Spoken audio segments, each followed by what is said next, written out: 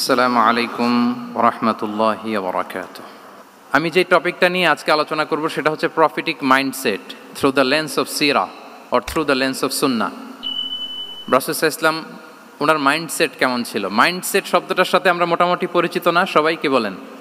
Mindset মানে কি? মনস্তত্ত্ব, তাই তো? মানুষের মেন্টাল অ্যাটিটিউড, সে যেভাবে ভাবে, যেভাবে চিন্তা করে, একটা মানুষ তার চারপাশের জগৎটাকে যেভাবে দেখে, যেভাবে ভাবে, যেভাবে চিন্তা করে এবং যেভাবে সে সিদ্ধান্ত নেয়, এটাকে বলে তার mindset, the way of thinking.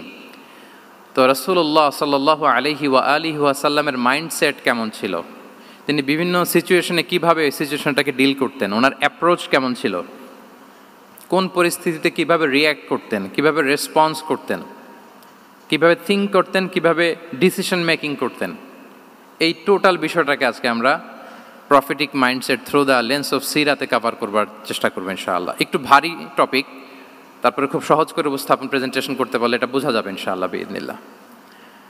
তাহলে আমি প্রায়ই রাসূল সাল্লাল্লাহু আলাইহি ওয়াসাল্লামের মাইন্ডসেট বোঝানোর জন্য সিরাতে ঢুকে যাব, মানে রাসূল সাল্লাল্লাহু আলাইহি ওয়াসাল্লামের আসিরা আল আতেরা আল মুবারাকা, ওনার বায়োগ্রাফিতে প্রবেশ করব এবং সেখান থেকে রেফারেন্সগুলো শেয়ার করব আপনাদের সাথে, এবং সুন্নাহ থেকে রেফারেন্স শেয়ার করব, যাতে করে আমাদের কাছে ক্লিয়ার হয় যে ওনার মাইন্ডসেটটা কেমন, দৃষ্টিভঙ্গি কেমন। আমরা অনেকে বলি না যে দৃষ্টিভঙ্গি বদলান তো জীবন বদলে যাবে, এটা বলি না আমরা? তার মানে এটা খুব গুরুত্বপূর্ণ, মাইন্ডসেট খুব গুরুত্বপূর্ণ। আমরা প্রফিটিক মাইন্ডসেট নিয়ে কথা বলবো ইনশাআল্লাহ। আমি আমার রিসার্চে 12টা মাইন্ডসেট খুঁজে পেয়েছি, based on my personal research. আরও কিছু মাইন্ডসেট থাকতে পারে, কিন্তু মেইনলি ঘুরে ফিরে এই 12টার মধ্যেই সীমাবদ্ধ রাসূল সাল্লাল্লাহু আলাইহি ওয়াসাল্লামের মাইন্ডসেট। সেই 12টা মাইন্ডসেট কি আমি পয়েন্টগুলো উল্লেখ করে আমি মূল আলোচনাতে প্রবেশ করছি। প্রথম হচ্ছে গড সেন্ট্রিক মাইন্ডসেট, 2 নম্বরে ভিশন ওরিয়েন্টেড, 3 নম্বরে উইজডম ড্রিভেন, 4 নম্বরে রিফর্ম সেন্ট্রিক, 5 নম্বরে ওপেন মাইন্ডেড, 6 নম্বর এন্টারপ্রেনাল, 7 নম্বর কনসিডারেট, 8 নম্বর ট্রান্সপারেন্ট, 9 নম্বর অ্যাপ্রিসিয়েটিভ, 10 নম্বর হচ্ছে ফ্লেক্সিবল, 11 নম্বর অপটিমিস্টিক, 12 নম্বর হচ্ছে resilient. Based on my research, আমার ক্ষুদ্র গবেষণায় আমি খুঁজে পেয়েছি যে রাসূল সাল্লাল্লাহু আলাইহি ওয়াসাল্লাম এই ধরনের মানসিকতার অধিকারী ছিলেন, এই অ্যাপ্রোচের অধিকারী ছিলেন। প্রথম যেই মাইন্ডসেটটা নিয়ে আমরা আলোচনা করব সেটা হচ্ছে গড সেন্ট্রিক মাইন্ডসেট বা আল্লাহ সেন্ট্রিক মাইন্ডসেট। অর্থাৎ রাসূল সাল্লাল্লাহু আলাইহি ওয়াসাল্লাম যে কোনো কাজে তিনি আল্লাহ তাআলাকে ফিল করতেন, সব কিছু ছিল আল্লাহ তাআলা কেন্দ্রিক। যাই তিনি করতেন না কেন, একজন মহান সত্তার সন্তুষ্টির জন্যই তিনি সেটা করতেন। তিনি কে? আওয়াজ করে বলুন, তিনি কে? আল্লাহ সুবহানাহু ওয়া তাআলা। তার সন্তুষ্টির জন্যই তিনি সব কিছু করতেন এবং সব সময় তিনি এটা ফিল করতেন যে আমার আসল ভরসা স্থল হচ্ছে আল্লাহ তাআলা। আসল ভরসা স্থল কে? আল্লাহ তাআলা। এবং আল্লাহকেই তিনি ওনার নিজের অভিভাবক হিসেবে সবসময় চিন্তা করতেন এবং তার দয়ার পরশেই যে আমরা বেঁচে আছি, তিনি যে আমাকে আগলে রেখেছেন, সার্বক্ষণিক এটাকে মনের মধ্যে ধারণ করা, সবসময় এই চিন্তাটা ভেতরে লালন করা, এটাকেই বলে গড সেন্ট্রিক মাইন্ডসেট বা আল্লাহ সেন্ট্রিক মাইন্ডসেট। এই মাইন্ডসেটের অধিকারী যদি আপনি হতে পারেন, আপনি একটা ডিভাইন পাওয়ার শিল্ডের ভেতরে থাকবেন, একটা ডিভাইন প্রোটেকশনে থাকবেন। চারিদিকে তুফান, ঝঞ্ঝা, ঝড়, অনেক কিছু, কোনো কিছু আপনাকে স্পর্শ করবে না, কারণ আপনার গড সেন্ট্রিক মাইন্ডসেট আছে। একটা মহাশক্তিধর সত্তার সাথে আপনার সংযোগায়ন আছে, কানেক্টিভিটি আছে। সো প্রথম মাইন্ডসেটটা হচ্ছে গড সেন্ট্রিক মাইন্ডসেট। রাসূল সাল্লাল্লাহু আলাইহি ওয়াসাল্লাম সবসময় সব কিছু আল্লাহ তাআলার সন্তুষ্টির জন্য করতেন এবং তিনি ভাবতেন আমার কেউ না থাক, আল্লাহ আছে। যার কেউ নাই তার কে থাকে? আল্লাহ আছে। এটাই হচ্ছে গড সেন্ট্রিক মাইন্ডসেট। আসুন আমরা সিরাতের ভেতরে ঢুকে যাই, যেহেতু আমরা বলেছি থ্রু দ্য লেন্স অফ সিরা। সিরাতের পরতে পরতে, সুন্নাহর পরতে পরতে আমরা দেখব যে তিনি গড সেন্ট্রিক মাইন্ডসেটের অধিকারী ছিলেন কিনা। আল্লাহর হাবিব সাল্লাল্লাহু আলাইহি ওয়া আলিহি ওয়াসাল্লাম একবার একটা যুদ্ধ থেকে ফেরার পথে মরুভূমির মাঝখানে সেনাবাহিনীকে থামিয়ে বিশ্রামের ঘোষণা দিলেন যে তোমরা একটু বিশ্রাম নাও। তো উনি একটা গাছের নিচে বিশ্রামের জন্য গেলেন এবং সেখানে গাছের ডালে ওনার তলোয়ারটা ঝুলিয়ে রাখলেন, ঝুলিয়ে বিশ্রাম নিতে লাগলেন, ঘুমিয়ে পড়লেন। হঠাৎ এক বেদুইন এসে রাসূল সাল্লাল্লাহু আলাইহি ওয়াসাল্লামের এই কোষবদ্ধ তলোয়ারটা কোষমুক্ত করে এরকম হাতে নিল। রাসূল সাল্লাল্লাহু আলাইহি ওয়াসাল্লাম ঘুম থেকে জেগে উঠলেন। এবার বেদুইন বলতে আরম্ভ করলো, মাইয়ামনাউকা মিন্নি, এই মুহাম্মদ তোমাকে এবার কে বাঁচাবে বলো, এই তো আমার হাতে তলোয়ার, কে বাঁচাবে? সাথে সাথেই আল্লাহর হাবিব সাল্লাল্লাহু আলাইহি ওয়া আলিহি ওয়াসাল্লাম উনি উত্তরে বললেন আল্লাহ।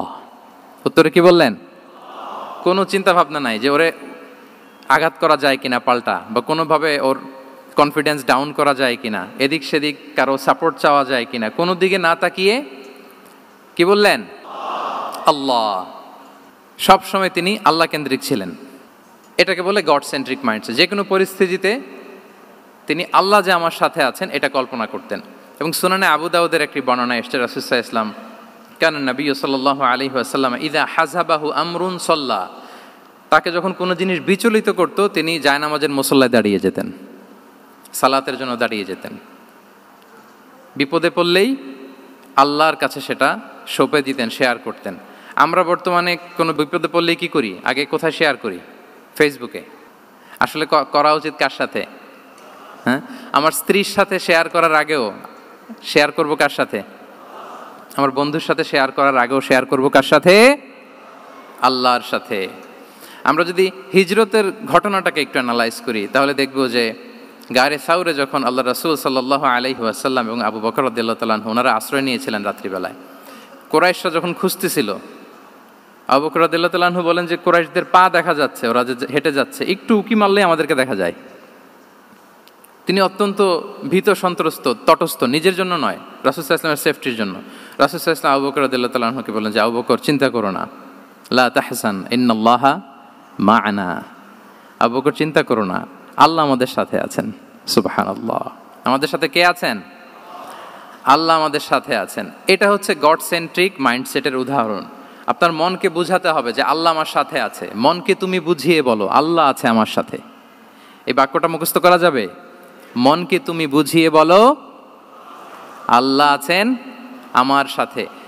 আপনার পুরো জীবনের সব কাজের সাথে যদি এই বাক্যটাকে মিলিয়ে ফেলতে পারেন দেখবেন যে কোনো কিছুই আপনার ক্ষতি করতে পারতেছে না। এটাকে বলে গড সেন্ট্রিক মাইন্ডসেট। আল্লাহ আমার সাথে আছেন, কেউ নাই কিন্তু আল্লাহ তাআলা আমার সাথে আছেন।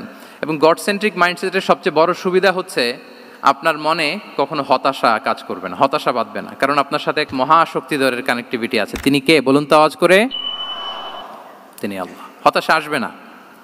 এই যে আমাদের জাতীয় জীবনের এখন সবচাইতে বড় বড় সমস্যাগুলোর যদি আমরা লিস্ট করি, একটা বড় সমস্যা হচ্ছে ডিপ্রেশন, তাই না? আমরা ডিপ্রেশনে ভুগি না? আপনাদের ডিপ্রেশন হয় কখনো?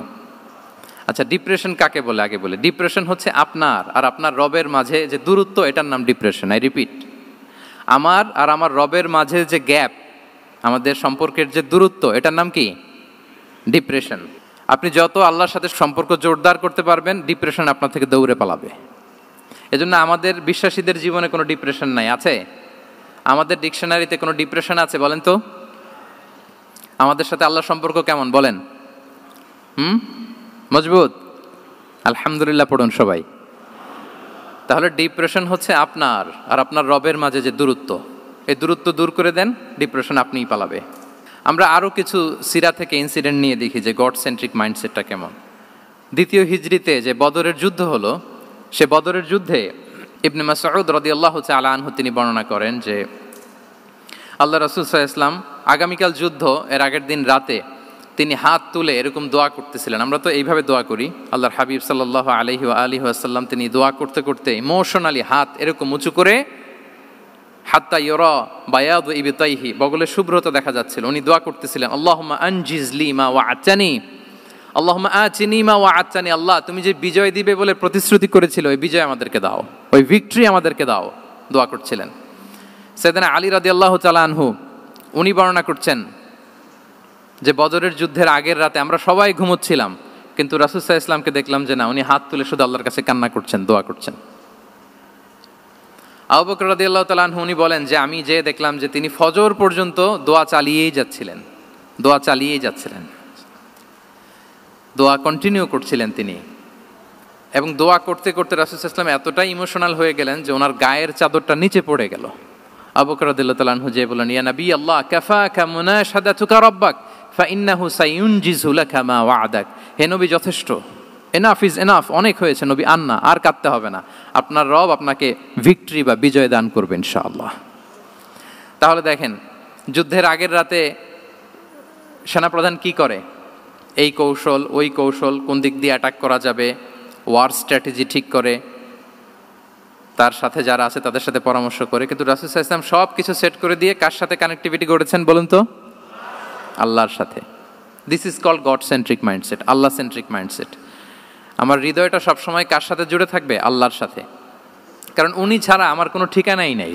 তাহলে এই মেন্টালিটি যদি আমরা ধারণ করতে পারি, এটাকে বলে গড সেন্ট্রিক মাইন্ডসেট। তাহলে রাসূলুল্লাহ সাল্লাল্লাহু আলাইহি ওয়া আলিহি ওয়াসাল্লামের যে 12টা মাইন্ডসেটের কথা আমরা বলেছি, তার প্রথমটা হচ্ছে গড সেন্ট্রিক। আল্লাহ তাআলা আমাদেরকে গড সেন্ট্রিক মাইন্ডসেট দান করুক। আমরা যে কোনো পরিস্থিতিতে যেভাবেই থাকি না কেন, আমরা বিপদে আপদে সবসময় ভরসা রাখবো কার উপর? এটাই হচ্ছে গড সেন্ট্রিক বা আল্লাহ সেন্ট্রিক মাইন্ডসেট। আচ্ছা, 2 নাম্বার মাইন্ডসেট হচ্ছে vision oriented mindset. Vision oriented mindset মানে হচ্ছে যার মধ্যে দূরদর্শিতা আছে, ফার সাইটেডনেস আছে, who can anticipate the future, যে ভবিষ্যৎ আগাম অনুমান করে ফেলতে পারে, সামনের পরিস্থিতিকে আগাম অনুমান করতে পারার যে যোগ্যতা বা দীর্ঘমেয়াদী চিন্তা করতে পারার যে ক্যাপাসিটি, এটাকে বলে ভিশন ওরিয়েন্টেড মাইন্ডসেট। এটা আল্লাহ রাসূল সাল্লাল্লাহু আলাইহি ওয়া আলিহি ওয়াসাল্লামকে আল্লাহ তাআলা দান করেছেন। উনি ভবিষ্যৎকে আগাম বুঝতে পারতেন, আগাম অনুমান করতে পারতেন, এবং সে অনুযায়ী তিনি স্ট্র্যাটেজি, প্ল্যান, পরিকল্পনা এটা তিনি সাজাতে পারতেন। এটাকে বলে ভিশন ওরিয়েন্টেড মাইন্ডসেট। এবার আসুন আমরা সিরাতের কিছু ইনসিডেন্টকে সামনে নিয়ে আসি যে তিনি কীরকম ভিশন ওরিয়েন্টেড মাইন্ডসেটের অধিকারী ছিলেন। আমরা সবাই হুদাইবিয়ার ঘটনা জানি না? কত হিজরিতে ঘটেছিল বলুন তো সবাই? 6ষ্ঠ হিজরিতে। লাকাদ সাদাকাল্লাহু রাসূলাহুর রুইয়া বিল হক লাতাদখুলুন্নাল মাসজিদাল হারামা ইনশাআল্লাহু আমিনিন। রাসূল সাল্লাল্লাহু আলাইহি ওয়াসাল্লাম 6ষ্ঠ হিজরিতে মদিনায় স্বপ্নে দেখলেন যে তিনি উমরা করতে যাচ্ছেন। তো নবীদের স্বপ্ন এটা কেবল স্বপ্ন নয়, এটা আল্লাহর পক্ষ থেকে ওয়াহি, রেভেলেশন। তো সেই হিসেবে তিনি 1400 সাহাবা নিয়ে উমরা করতে চলে গেলেন মক্কায়, কিন্তু মক্কাবাসী ঢুকতে দিল না, থামিয়ে দেয়া হলো। তো তখন একটা চুক্তি হয়েছিল, ওই চুক্তিতে বলা হলো, রাসূল সাল্লাল্লাহু আলাইহি ওয়াসাল্লাম লিখতে বললেন যে লিখো মিন মুহাম্মদ রাসূলিল্লাহ, আল্লাহর রাসূল মুহাম্মদের পক্ষ থেকে কুরাইশদের সাথে এই চুক্তি। কুরাইশরা আপত্তি করলো যে না, শুধু মুহাম্মদ লেখা যাবে, রাসূলুল্লাহ লেখা যাবে না, কারণ তুমি যে রাসূলুল্লাহ, আল্লাহর রাসূল, এটা যদি আমরা মেনে নেই তাহলে তোমার সাথে আর আমাদের দ্বন্দ্ব কিসের, আমরা তো ভাই ভাই হয়ে গেলাম, রাসূলুল্লাহ কাটো। সাহাবারা কেউ রাজি হয় না, বিশেষ করে ওমরে ফারুক রাদিয়াল্লাহু তাআলা, উনি রাজি হয় না, না না এটা কাটা যাবে না। রাসূল সাল্লাল্লাহু আলাইহি ওয়াসাল্লাম অনেক বলে কয়ে বুঝালেন যে না, দীর্ঘমেয়াদী চিন্তা করতে গেলে আমাদের এখন একটা শান্তি চুক্তির দরকার আছে, যাতে করে আমরা আমাদের গ্লোবাল নেভিগেশন সিস্টেম, দাওয়া সিস্টেমকে আরও স্ট্রং করতে পারি। অনেক বলে কয়ে রাসূলুল্লাহ কাটা হলো। এরপর তারা বলে চুক্তিতে লিখো যে এই বছর উমরা করতে দেয়া হবে না, এই বছর ফিরে যাবেন আপনারা সবাই। এটাও সাহাবারা রাজি হয় না, আল্লাহ রাসূল সাল্লাল্লাহু আলাইহি ওয়াসাল্লাম রাজি হলেন। আবার আরেকটা ক্লোজে লেখা হলো যে আগামী বছর আসলেও 3 দিনের বেশি থাকা যাবে না, সেটাও রাজি হয়ে গেল রাসূল সাল্লাল্লাহু আলাইহি ওয়াসাল্লাম, সাহাবারা রাজি হচ্ছেন না। এরপর মক্কা থেকে কোনো লোক মদিনায় গেলে মদিনাবাসী তাকে রাখতে পারবে না, ফেরত দিতে হবে। কিন্তু মদিনা থেকে কোনো লোক মক্কায় আসলে মক্কাবাসী তাকে ফেরত দিতে বাধ্য থাকবে না। দেখেন, একটার পর একটা মুসলমানদের বিরুদ্ধে সব ক্লোজ যাচ্ছে, কোনো সাহাবীরাই রাজি হচ্ছেন না। কিন্তু আল্লাহ রাসূল সাল্লাল্লাহু আলাইহি ওয়া আলিহি ওয়াসাল্লাম তিনি বললেন যে না, লিখো লিখো। উমর ফারুক রাদিয়াল্লাহু তাআলা আনহু এতটাই রাগান্বিত হলেন, তিনি প্রশ্ন করলেন, ইয়া রাসূলুল্লাহ, আলাইসা আনতা নাবিয়্যুন হক, আপনি এই যে কম্প্রোমাইজের পর কম্প্রোমাইজ করে যাচ্ছেন, আপনি কি সত্য নবী নন, সত্য রাসূল নন? আলাসনা আলা দীনিন হক, আমরা কি সত্যের উপর প্রতিষ্ঠিত নই? আলাইসাল কুরআনু কিতাবুন হক, তো সব যদি সত্য হয় আপনি কেন এগুলো মানছেন? রাসূল সাল্লাল্লাহু আলাইহি ওয়াসাল্লাম বললেন যে ওমর, তুমি বাদ সেদো না, মেনে নাও। মেনে নিলেন, এবং এই মেনে নেওয়াটাকেই আল্লাহ ভিক্টরি বলে ঘোষণা দিলেন, বিজয় বলে। আল্লাহু আকবার। ইন্না ফাতাহনা লাকা ফাতহাম মুবিনা। এবং হুদাইবিয়ার এই সন্ধি থেকেই বেসিকলি মক্কা বিজয় ওইদিকে ত্বরান্বিত হয়েছে গতি প্রবাহটা।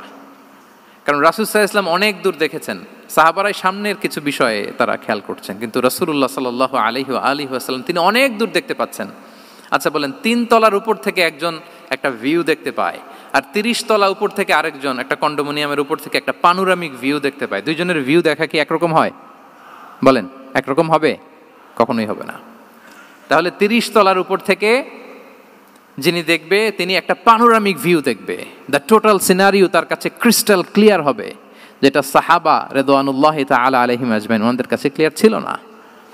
এবং ঠিকই এই যে এটা তো বেশি দিন স্থায়ীও হয়নি, 6ষ্ঠ হিজরি থেকে 8ম হিজরি, মাত্র 3 বছরের ব্যবধানে রাসূল সাল্লাল্লাহু আলাইহি ওয়াসাল্লাম যত রিজিওনাল সুপার পাওয়ার ছিল, ওয়ার্ল্ড সুপার পাওয়ার ছিল, পার্সিয়ান এম্পায়ার, তারপর Roman empire, Byzantine empire, Egyptian empire, সব এম্পায়ারদের কাছে চিঠি পাঠিয়েছেন, সালামুন আলা মান ইত্তাবা আল হুদা আসলিম তাসলাম।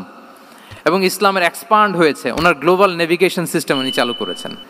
এর কারণ কি? উনি ছিলেন ভিশন ওরিয়েন্টেড মাইন্ডসেটের অধিকারী, দূরদর্শী, অনেক দূর দেখতে পেতেন, অনেক দূর তিনি দেখতে পেতেন, দীর্ঘমেয়াদী তিনি পরিকল্পনা করতে পারতেন।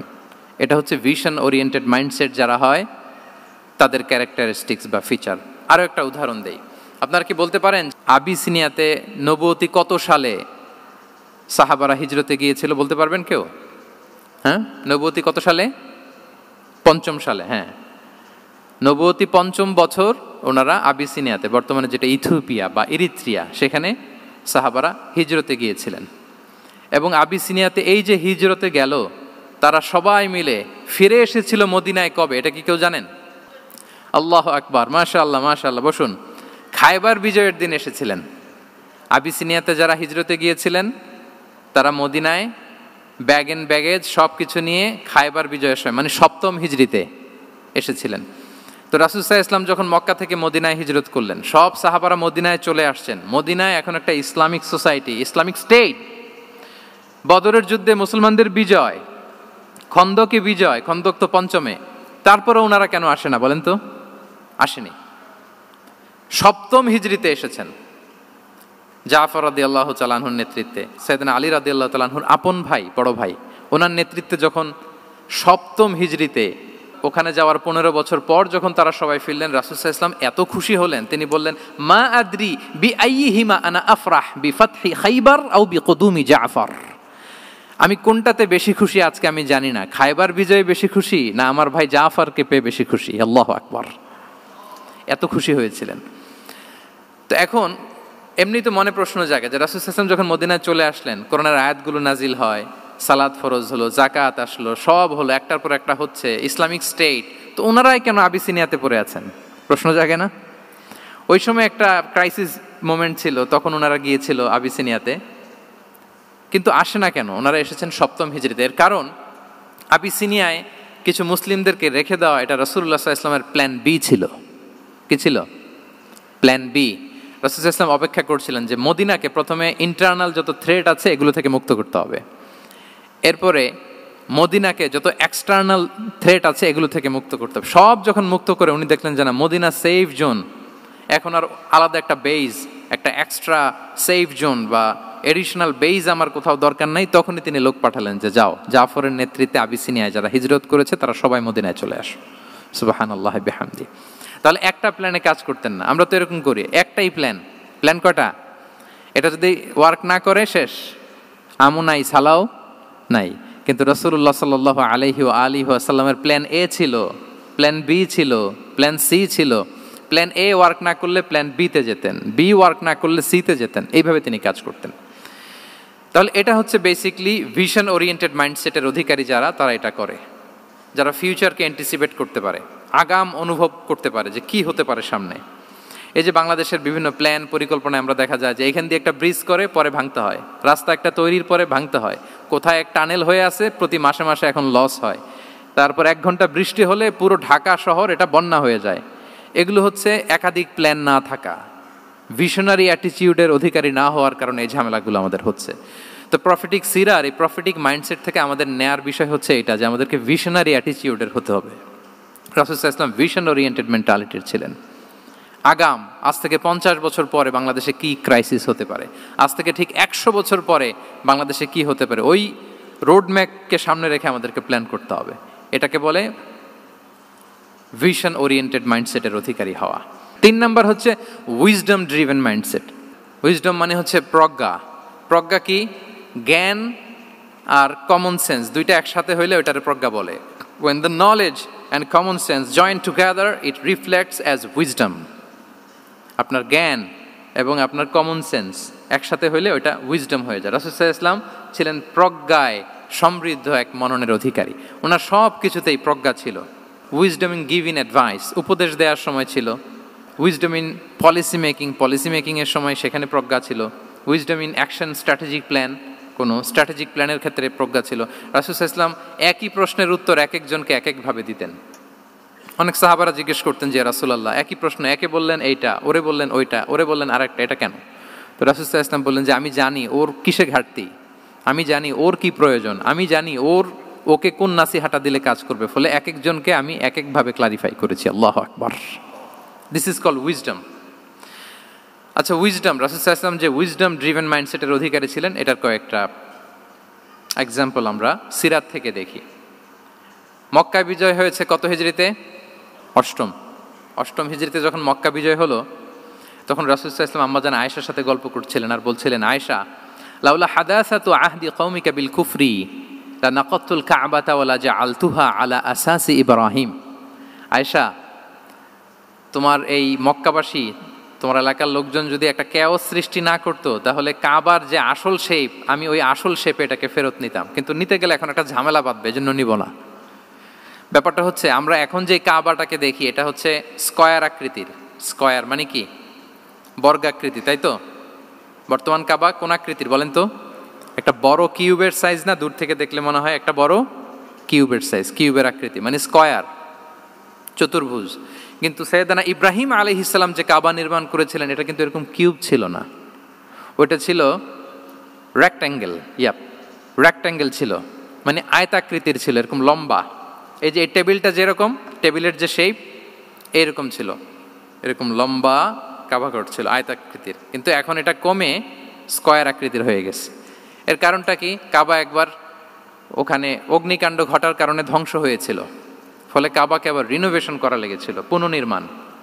তো কুরাইশরা সিদ্ধান্ত নিয়েছিল, কাবা পুনর্নির্মাণে আমরা কোনো হারাম টাকা ইউজ করব না, যার কাছে যত হালাল টাকা আছে নিয়ে আসা হলো। কিন্তু হালাল টাকা যতটুকু জমা হয়েছে, এটা দিয়ে পুরো কাবা নির্মাণ হয় না, অর্ধেক হয়। ফলে কাবা যে আয়তাকৃতির ছিল, সেটা না হয়ে গেছে কি বলেন? বর্গাকৃতির, মানে স্কয়ার।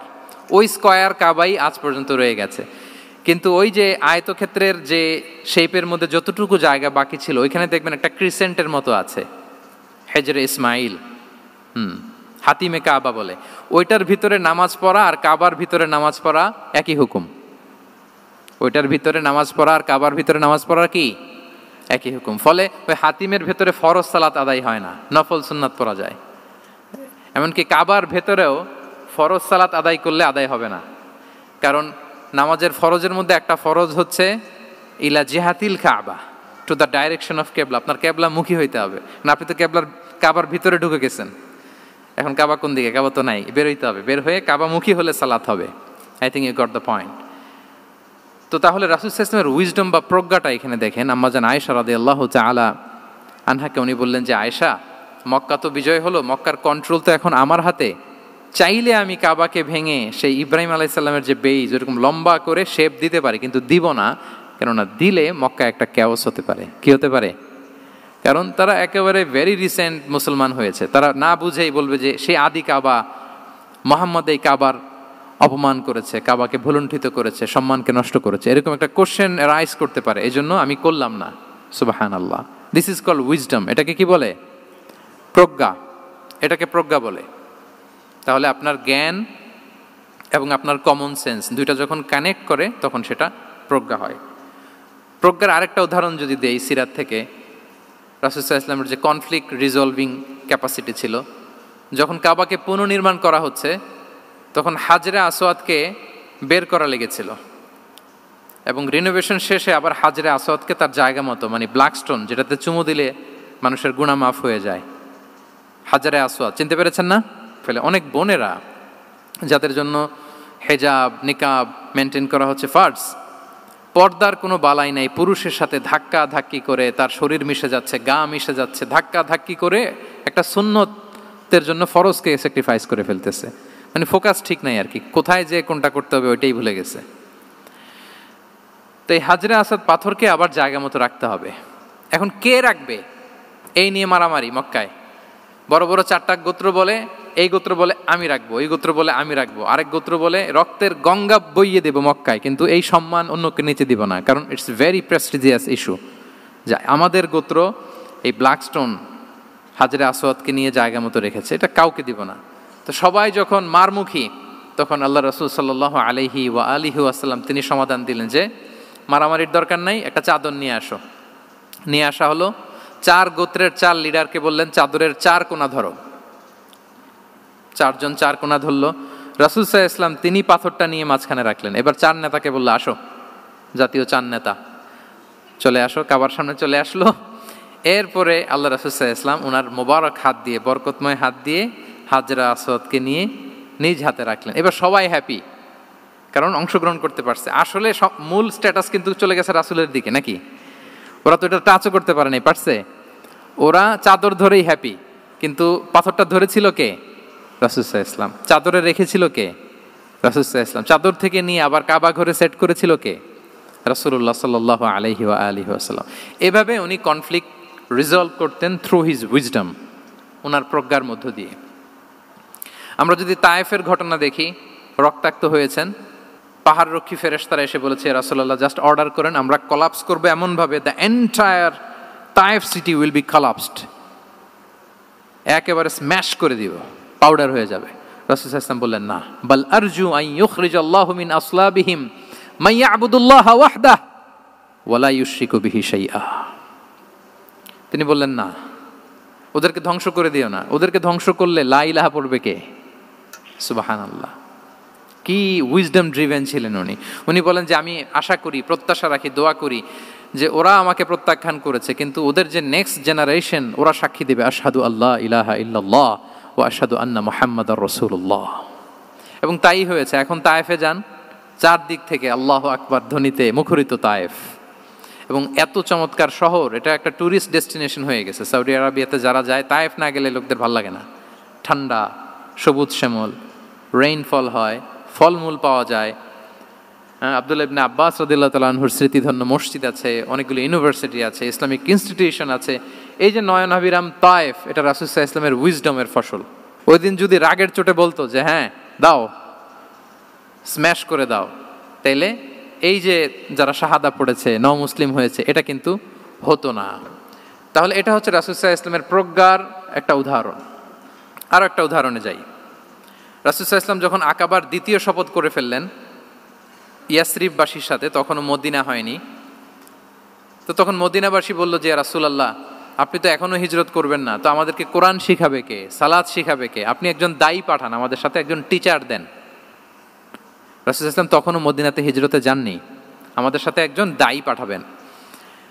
তো রাসূল সাল্লাল্লাহু আলাইহি ওয়াসাল্লাম একজনকে দায়ী হিসেবে পাঠিয়েছিলেন। বলেন ওই দায়ীর নাম কি? কি নাম?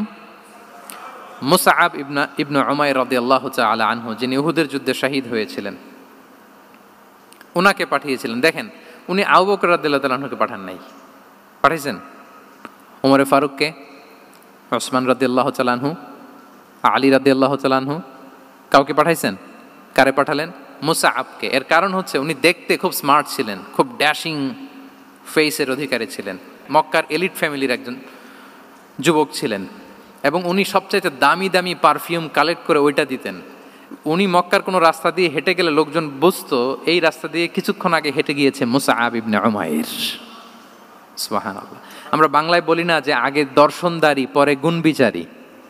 এই কথাটার সাথে পরিচিত আপনারা? আগে দর্শনদারি পরে গুণবিচারী। আল্লাহ তাআলা এক একজনকে আমাদেরকে এক এক অবয়বে সৃষ্টি করেছেন। হুয়াল্লাযী ইউসাউবিরুকুম ফিল আরহামি কাইফা ইয়াশা। আল্লাহর একটা নাম হচ্ছে তিনি আল মুসাউবির, দ্য ডিজাইনার। মায়ের গর্ভে থাকতেই আমাদের কার চেহারা, কার কণ্ঠস্বর, কার স্কিন কালার, কে কীরকম হব, সব ফিক্স তিনি ঠিক করে দিয়েছেন। এটা আল্লাহর দেয়া। কিন্তু রাসূল সাল্লাল্লাহু আলাইহি ওয়াসাল্লামের উইজডমের ব্যাপার হচ্ছে তিনি আবু বকর রাদিয়াল্লাহু তাআলা আনহু, ওমর রাদিয়াল্লাহু তাআলা আনহু, ওসমান আলী, কাউকে চুজ না করে কাকে পাঠালেন? মুসআব ইবনে উমাইরকে। যে তাকে দেখলেই সবাই আগে পাগল হয়ে যায়, মানে ইমপ্রেস হয়ে যায়। হ্যাঁ, ফার্স্ট ইমপ্রেশনটা তার খুব ভালো, খুব ভালো। উনি মুসআব ইবনে উমাইরকে পাঠালেন, এবং যেই প্ল্যান সেই কাজ। উনি যে পুরো মদিনা কাঁপায় ফেলছেন, মাশাআল্লাহ। মদিনার ঘরে ঘরে উনি ইসলামের বার্তা পৌঁছে দিয়েছেন, এবং স্বয়ং রাসূলুল্লাহ সাল্লাল্লাহু আলাইহি ওয়াসাল্লামের আগে তিনি মদিনাতে জুমার নামাজ পড়েছিলেন। কারণ জুমার বিধান আসছে, কিন্তু মক্কা এমন একটা ল্যান্ড যেখানে এখনো জুমা পড়া আবশ্যক হয় নাই, চারদিকে কুফর বেষ্টিত। তো রাসূল সাল্লাল্লাহু আলাইহি ওয়াসাল্লাম লোক পাঠিয়েছেন যে জুমার বিধান এসছে, মুসাব তুমি কিন্তু মদিনায় যারা আছে তাদেরকে নিয়ে জুমা পড়ে ফেলো। তো মুসাব রাদিয়াল্লাহু তাআলা আনহু স্বয়ং রাসূলুল্লাহ সাল্লাল্লাহু আলাইহি ওয়াসাল্লামের আগে রাসূল সাল্লাল্লাহু আলাইহি ওয়াসাল্লামের পারমিশন নিয়ে মদিনাতে জুমা কায়েম করে ফেলছে। সুবহানাল্লাহি ওয়া বিহামদিহি। দেখেন, উইজডম ড্রিভেন পার্সোনালিটির অধিকারী ছিলেন, প্রজ্ঞার অধিকারী ছিলেন, অন্য কাউকে পাঠাননি। কাকে পাঠিয়েছেন? মুসআব ইবনে উমাইর। তাহলে উনি যেই কাজটাই করতেন, যেটা বলতেন, যেটাতে এঙ্গেজ হতেন, এর নেপথ্যে প্রজ্ঞা ছিল। কি ছিল ভাই? উইজডম ছিল। আল্লাহ যেন সেই উইজডম আমাদেরকে দান করেন, আল্লাহ যেন সেই প্রজ্ঞা দিয়ে আমাদেরকে সমৃদ্ধ করেন। আমরা সবাই পড়ি আমিন। 4 নাম্বার হচ্ছে রিফর্ম সেন্ট্রিক মাইন্ডসেট। মানে রাসূল সাল্লাল্লাহু আলাইহি ওয়াসাল্লাম সংস্কারবাদী ছিলেন আর কি। ভুলভাল দেখলে রিফর্ম করতেন, ইসলাহ করতেন, সংস্কার। এখন তো এই যে অনেকগুলো সংস্কার কমিটি হলো দেখলাম বাংলাদেশে, খুব সুন্দর, বিভিন্ন বিষয়ে সংস্কার হচ্ছে।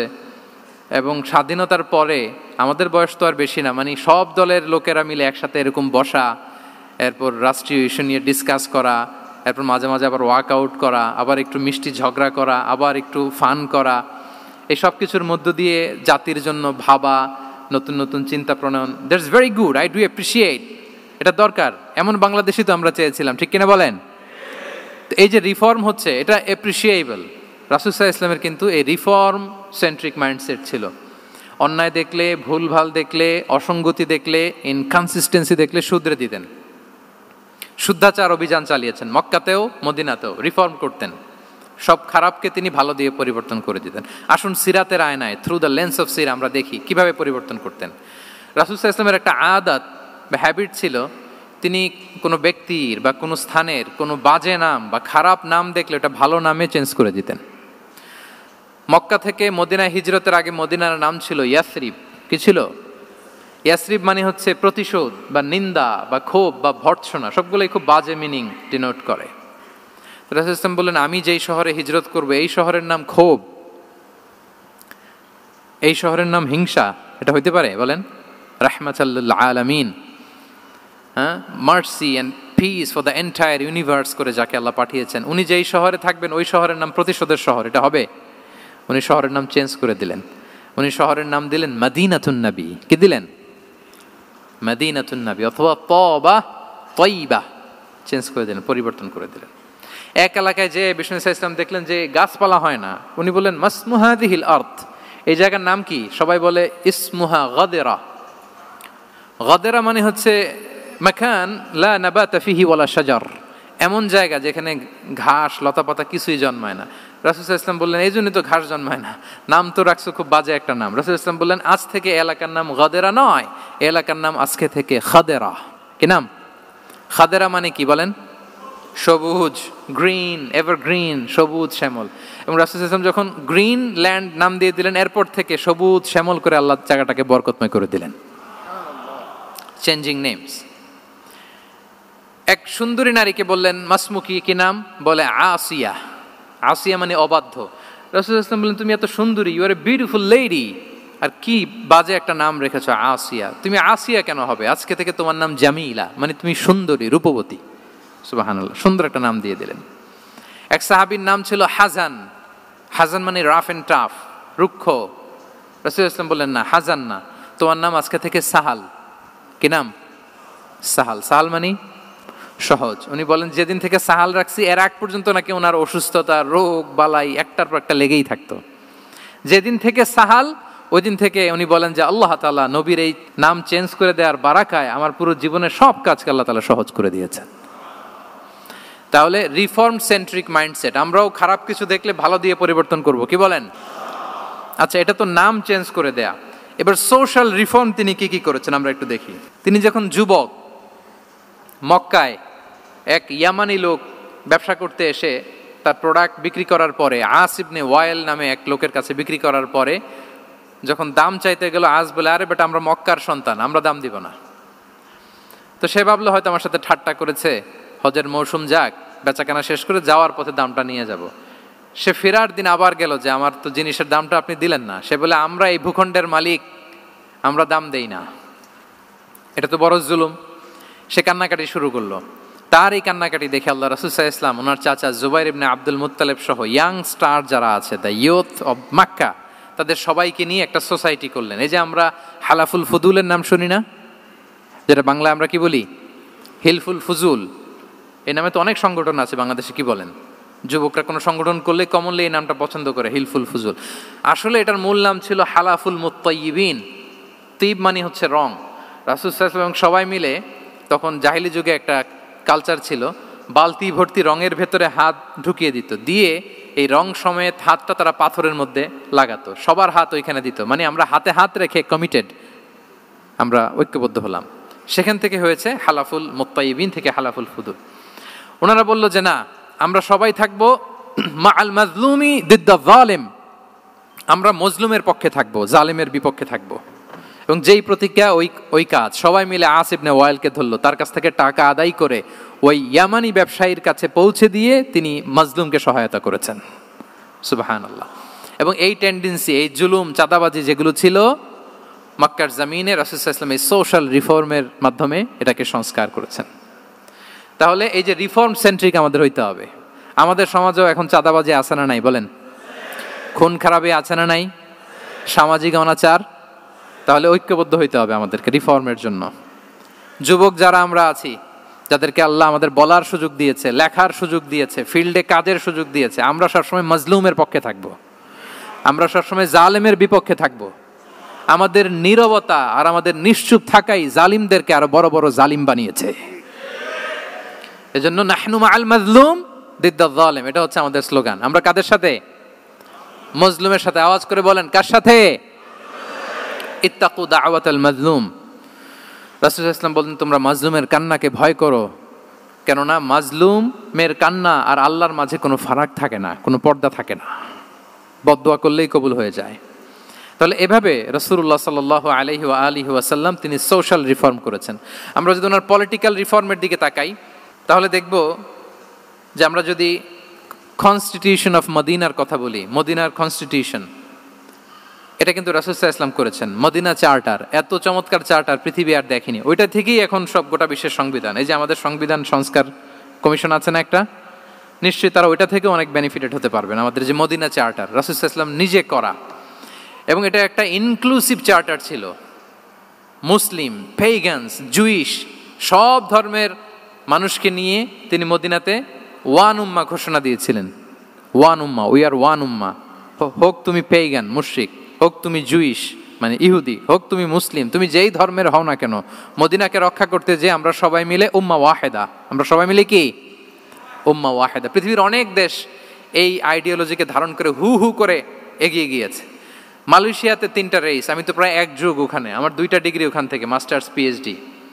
সো আমি কাছ থেকে তাদেরকে দেখার সুযোগ পেয়েছি। ওখানে মালয়েরা আছে, তামিলরা আছে, চাইনিজরা আছে, 3 জাতি মিলে ওদের স্লোগান হচ্ছে সাতু মালয়েশিয়া। মালয় ভাষায় সাতু মানে হচ্ছে ওয়ান, মালয় ভাষায় সাতু মানে কি ওয়ান। সাতু মালয়েশিয়া মানে আমরা হতে পারি চাইনিজ, হতে পারি তামিল, কিংবা হতে পারি মালয় ভূমিপুত্রা, কিন্তু সবাই মিলে দেশের স্বার্থে আমরা সবাই কি এক। এটাই লাগবে আমাদের নতুন বাংলাদেশে। জুলাই আপরাইজিং এর পরে আমাদের এই ঐক্যবদ্ধ থাকার বাংলাদেশ আমরা চাই কি চাই না বলেন? সাম্রাজ্যবাদকে রুখে দিতে, যে কোনো ষড়যন্ত্রকে রুখে দিতে ঐক্যবদ্ধ থাকার কোনো বিকল্প নাই, ঠিক কিনা বলেন? ঐক্যবদ্ধ থাকতে হবে আমাদেরকে, যেটা রাসূলুল্লাহ সাল্লাল্লাহু আলাইহি ওয়া আলিহি ওয়াসাল্লাম মদিনা চার্টারে আমাদেরকে শিখিয়েছেন যে আমরা ওয়ান উম্মাহ। তাহলে খারাপ নাম দেখলে চেঞ্জ করতেন, পলিটিক্যাল রিফর্ম করেছেন ওয়ান উম্মাহ গঠনের মধ্য দিয়ে। ফিনান্সিয়াল রিফর্ম যদি বলি, শুধু financial reforms by prophet Muhammad peace be upon him, এটা নিয়ে লম্বা কথা বলা যেতে পারে। শুধু একটা উদাহরণ দিয়ে শেষ করি। বিদায় হজের ভাষণে উনি সুদকে চিরতরে কবরস্থ করেছেন, সুদকে চিরতরে কবরস্থ করেছেন, এবং এটা অন্যের জন্য না, নিজের ঘর দিয়ে শুরু করেছেন। উনি বলেছেন যে এই হানাহানি রক্তপাত এটা বন্ধ, আমার গোত্রের একটা এরকম রক্তের দাবি আছে, এটা আমি শেষ ঘোষণা করলাম। এরপর বললেন যে সুদ কবর দিলাম, অন্য জায়গা থেকে না, আমার পরিবার থেকে। রাসূল সাল্লাল্লাহু আলাইহি ওয়াসাল্লামের চাচা স্বয়ং আব্বাস রাদিয়াল্লাহু তাআলা আনহুর অনেক সুদের ট্রানজ্যাকশন ছিল, ইন্টারেস্ট, সুদের ব্যবসা ছিল। রাসূল সাল্লাল্লাহু আলাইহি ওয়াসাল্লাম বলেন আজকে থেকে এই সুদ আমি চিরতরে মাটির নিচে কবর দিয়ে দিলাম। আল্লাহু আকবার। দেখেন সোশ্যাল রিফর্ম। তাহলে পরিবর্তন করতে হলে আগে নিজের ঘর থেকে, আগে কোত্থেকে? নাকি ওই ফ্যামিলি থেকে? হ্যাঁ, আমাদের মধ্যে যেটা হয়, আমরা ওয়াজ নসিহত বা ভালো কথা শুনলেই এটাকে ধরে নিই যে এটা ওর জন্য, ওর জন্য, মানে প্রত্যেকটা ওয়াজই যে আমার জন্য হইতে পারে, প্রত্যেকটা নসিহাতের যে প্রাইম অডিয়েন্স আমি হইতে পারি, এইটা আমাদের মাথায় কেন যেন আসে না। আমরা কোনো ভালো নসিহত শুনলে আমরা ভাবি এটা আসলে সমাজে দরকার, ওর দরকার, আমার ভাইয়ের দরকার, কিন্তু এটা যে আমার দরকার, প্রতিটা নাসিহাতের প্রথম অডিয়েন্স হওয়া দরকার কে? আমি নিজে। তাহলে পরিবর্তন শুরু করতে হবে নিজ থেকে। ওর এই সমস্যা, ওর এই সমস্যা, ওর এটা, আরে মিয়া তোমার কি সমস্যা ওইটা বলো। শুধু ওর ওর না দেখে নিজেরটাও দেখতে হবে। দেখেন, অন্যের দিকে এক আঙ্গুল দেখালে নিজের দিকে কয় আঙ্গুল যায় বলেন তো? এই যে নিজের দিকে কিন্তু 3টা। আমি যদি এরকম করি তা আমার দিকে আসে 3টা। এজন্য নিজ থেকে, নিজের ফ্যামিলি থেকে আমরা সংস্কার শুরু করব। কি বলেন? ওমরে ফারুক রাদিয়াল্লাহু তাআলা আনহু যখন ফ্যামিলি মিটিংয়ে বসতেন, উনি ওনার সন্তানদেরকে বলতেন, শোনো, তোমরা খলিফাতুল মুসলিমিন, আমিরুল মুমিনিনের সন্তান। তোমাদের কোনো বাজে কাজ যদি সমাজে আসে, তোমাদের কোনো অন্যায় যদি আমার কানে আসে, অন্যের জন্য যা শাস্তি তোমাদের জন্য হবে ডবল শাস্তি। ওমরে ফারুক সন্তানদেরকে বলতেন, তোমরা যদি কোনো ভুল করো, একটা যদি হদ কায়েম করা লাগে এমন অন্যায় যদি করো, একটা হচ্ছে আল্লাহর দেয়া হদ, আর একটা হবে আমি উমরের দেয়া হদ। আমার মতো খলিফাতুল মুসলিমিনের সন্তান হয়ে এই পাপ তুমি কেন করলে? দেখেন অন্যের বাচ্চা কি করছে, অন্যের, আমাদের তো ওই মেয়েটার সমস্যা, ওনার ছেলের সমস্যা, এগুলো আমার ছেলের যে কি অবস্থা, আমার পরিবারের যে কি হালাত, আমার স্ত্রীর যে কি দশা, ওইটা নিয়ে আমরা ভ্রুক্ষেপ করি না বা চিন্তা করি না। তাহলে সম্মানিত সুধীমণ্ডলী, আমরা পরিবর্তন শুরু করবো কোত্থেকে? অন্যের বাড়িঘর থেকে নাকি? হ্যাঁ, কোত্থেকে? নিজ থেকে। আল্লাহ তাআলা আমাদেরকে তৌফিক দান করুক। 5 নম্বরে হচ্ছে ওপেন মাইন্ডেড। আমার প্রিয় নবী বলেন, ওপেন মাইন্ডেড ছিলেন না ন্যারো মাইন্ডেড? সবাই বলবেন, গ্যালারির সবাই আওয়াজ করে, তিনি ওপেন মাইন্ডেড না ন্যারো মাইন্ডেড ছিলেন? রাসূলুল্লাহ সাল্লাল্লাহু আলাইহি ওয়া আলিহি ওয়াসাল্লাম ওপেন মাইন্ডেড ছিলেন। যে কেউ ওনাকে অ্যাপ্রোচ করতেন পারতেন easily. He was very approachable. ছোট বড় আবাল বৃদ্ধ বনিতা ওনার সাথে কথা বলতে স্বাচ্ছন্দ্য বোধ করতো, ভয় পেত না। এজন্য সিরাতের পরতে পরতে দেখবেন এক শিশু এসে প্রশ্ন করে, নারী এসে প্রশ্ন করে, বৃদ্ধ এসে প্রশ্ন করে, বন্ধু এসে প্রশ্ন করে, শত্রু এসে কনভারসেশন করে, সবাই এসে ওনার সাথে কথা বলতে পারতো। সুবহানাল্লাহ। এবং এগুলো উনি অ্যাকোমোডেট করতে পারতেন। কি করতে পারতেন? অ্যাকোমোডেট করতেন। ছোট্ট একটা উদাহরণ দেই, আসির আল হালাবিয়া থেকে নেয়া একটা বিখ্যাত সিরাতের গ্রন্থ। বদরের যুদ্ধে রাসূল সাল্লাল্লাহু আলাইহি ওয়াসাল্লাম বদরের মাঠে সেনা ক্যাম্প স্থাপন করলেন। কি ক্যাম্প? সেনা ক্যাম্প স্থাপন করলেন। আল হুবাব ইবনুল মুনজির রাদিয়াল্লাহু তাআলা আনহু এক সাহাবী, উনি বললেন, ইয়া রাসূলুল্লাহ, এই যে সেনা শিবির যে এখানে স্থাপন করলেন, এটা কি আপনার নিজের ইচ্ছায় না আল্লাহর আদেশে? দেখেন, সেনাপতিরে কোনো সাধারণ সৈনিক এই প্রশ্ন করতে পারে? করলে চাকরি থাকবে? কিন্তু রাসূল সাল্লাল্লাহু আলাইহি ওয়াসাল্লামের কাছে সাহস নিয়ে আল হুবাব ইবনুল মুনজির বলে, ইয়া রাসূলুল্লাহ, এই যে সেনা শিবির স্থাপন করলেন, এটা কি আপনার ইচ্ছায় নাকি এটা ওয়াহি? রাসূল সাল্লাল্লাহু আলাইহি ওয়াসাল্লাম বললেন, না, এটা ওয়াহি না, এটা ওয়াহি না, বাল হুয়া রায়ু ওয়াল হারবু ওয়াল মাকিদা, না, এটা যুদ্ধের কৌশল হিসেবে আমি করেছি।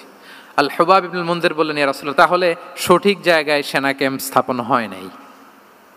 রাসূলের দিকে তাকিয়ে বলতেছেন যে আপনি যেখানে করছেন ওখানে ঠিক হয় না ইয়া রাসূলুল্লাহ, আপনি অভয় দিলে আমি বলতে পারি কোথায় ঠিক হবে। রাসূল সাল্লাল্লাহু আলাইহি ওয়াসাল্লাম বললেন, তাই? আমি যেটা করছি এটা ঠিক হয় নাই, তাহলে কোনটা ঠিক বলো?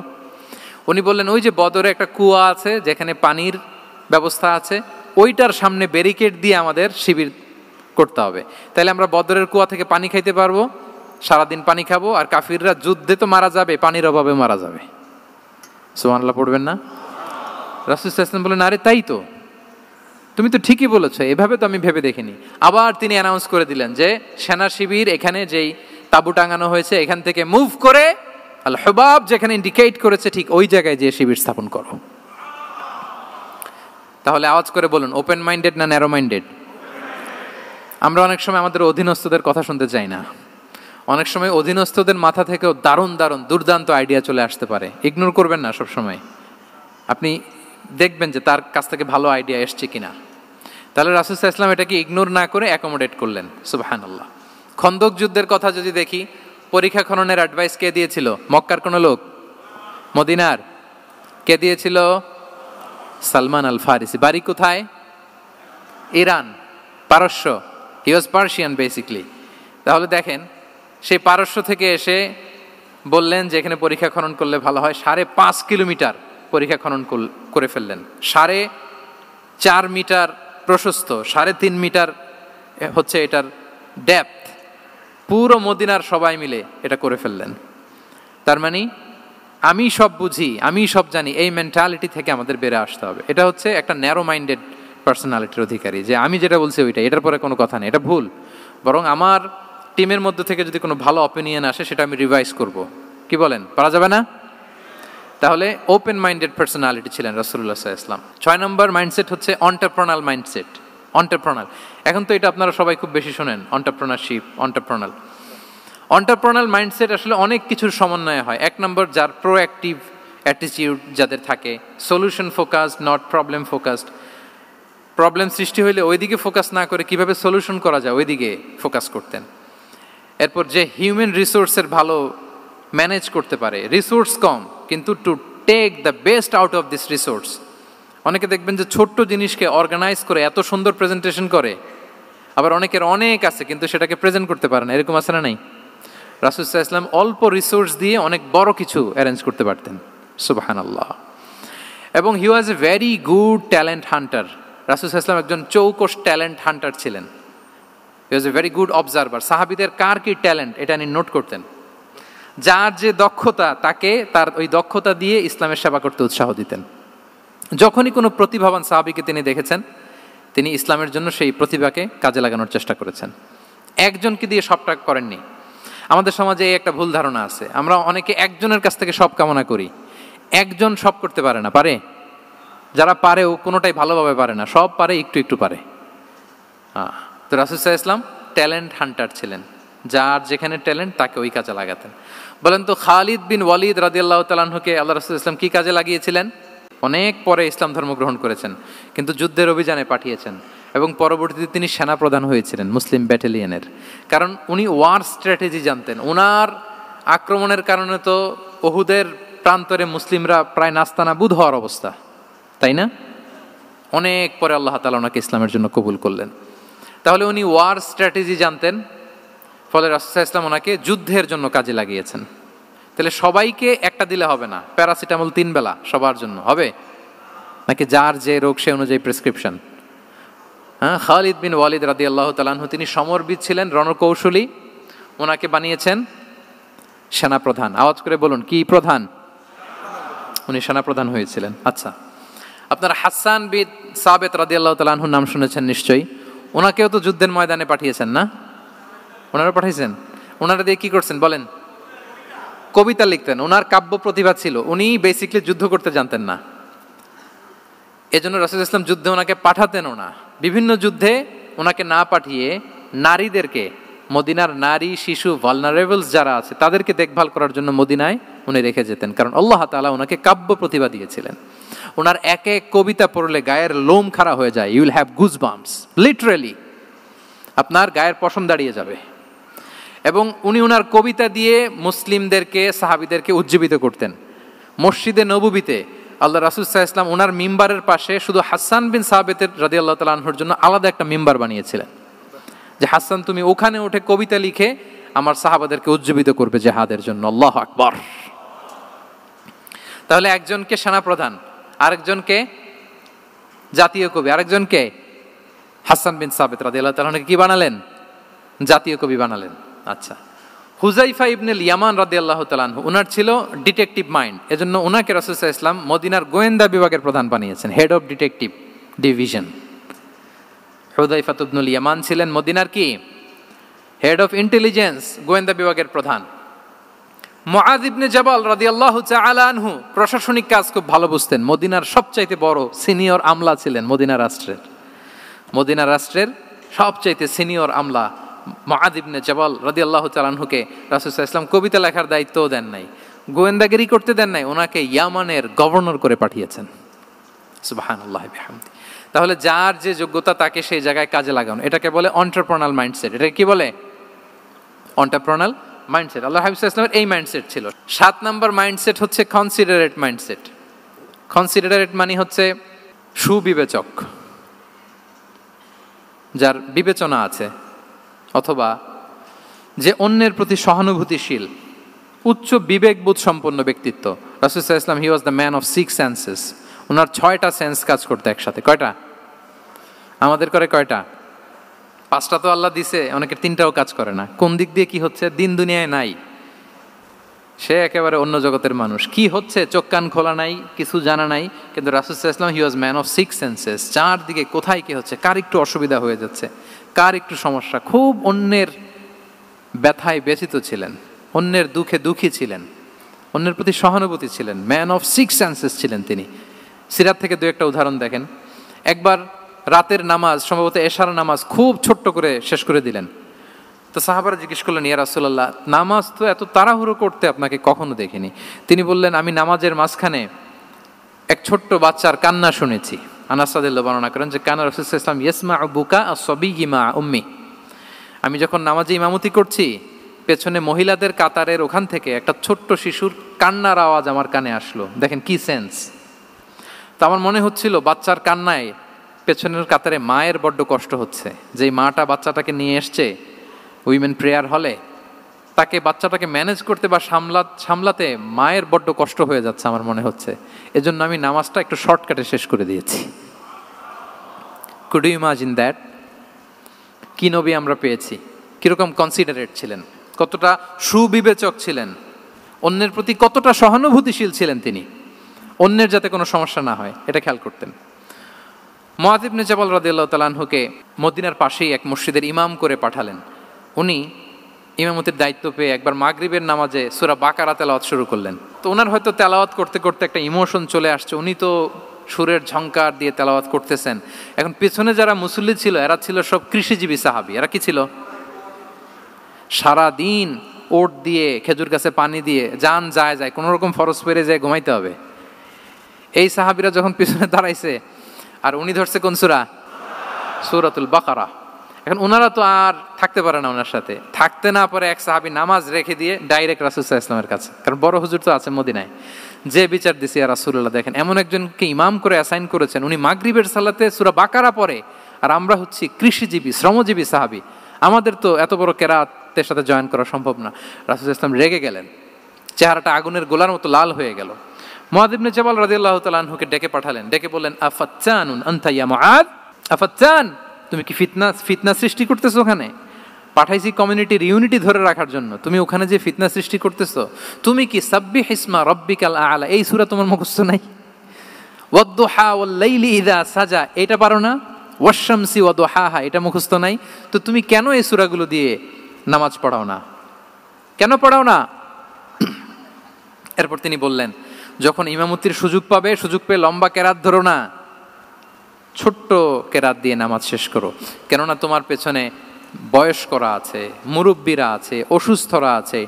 জাল হাজা, তার একটা জরুরি কাজ পড়ছিল, যাচ্ছিল, হঠাৎ মাগরিবের আজান, ভাবলো রাস্তার পাশে যেহেতু আজান দিছে নামাজটা পড়ে নেই। নামাজে ঢুইকা দেখছে আপনি সূরা বাকারা ধরছেন, তো বেচারা কি কাজ করবে না কি করবে? আর তার তো নিয়ত ছিল ফরজ নামাজটা পড়ি যে বাস ধরবো, এখন আপনি ধরছেন কোন সূরা? বাকারা। দেখেন রাসূল সাল্লাল্লাহু আলাইহি ওয়াসাল্লাম বললেন, যখন ইমামতির চান্স পাবে ছোট সূরা পড়বে, আর যখন তুমি একা পড়বে ফালিউতাউবিল মাশা, যত লম্বা করতে মনে চায় করো, রুকু করো লম্বা, সেজদা করো লম্বা, কেরাত করো লম্বা। রাসূল সাল্লাল্লাহু আলাইহি ওয়াসাল্লাম তো রাতে আধা ঘন্টা 40 মিনিট প্রথম রাকাতে কেরাত পড়তেন, এরপরে আবার 40 মিনিট রুকুতে থাকতেন, রুকু থেকে দাঁড়ায় আবার 40 মিনিট, আবার সেজদায় যেয়ে 40 মিনিট, এরপরে সেজদা থেকে 2 সেজদার মাঝখানে আবার 40 মিনিট, 2 রাকাত দিয়ে এরকম রাতও শেষ করে দিয়েছেন। তো আপনার লম্বা যদি পড়তে মনে চায়, আপনি তো আপনার ব্যক্তিগত নফল সালাতে এভাবে লম্বা করবেন। কিন্তু আমাদের হয়ে গেছে উল্টা, একাকী নামাজ কোনো রকম রুকু সেজদা এরকম হয়ে গেছে না অনেকটা। কিন্তু ইমামতির সুযোগ পেলে মাশাআল্লাহ, আল্লাহু আকবার, এইবার শুরু হয়েছে শাইখ সুদাইসির কণ্ঠে এই লম্বা করে। এখন পেছনে মুসল্লিদের কি দশা ওইটা আর আমরা খেয়াল করি না। না, আমাদেরকে অন্যের প্রতি সহানুভূতিশীল হতে শিখিয়েছে ইসলাম, কনসিডারেট হতে শিখিয়েছে, সুবিবেচক হতে শিখিয়েছে, যেটা রাসূল সাল্লাল্লাহু আলাইহি ওয়াসাল্লাম করেছেন।